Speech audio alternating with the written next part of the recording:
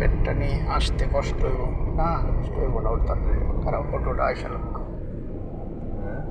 প্রাইভেটটা আসতে একটু মনে হয় কষ্ট হতে কষ্ট বেশি দূর না, এসে বলছি তো আমরা। একটা যাবো না, আমরা আমরা চলে যেতে পারবো, এই গাড়ি যাইবো গা, কিন্তু প্রাইভেটটা যাইতে পারবো, দেখে নিও যাইতে পারবো।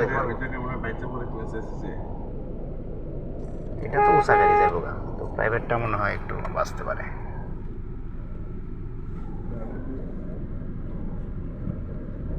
মামেলিয়া ডাইনে, বেশি মামেলিয়া ডাইনে।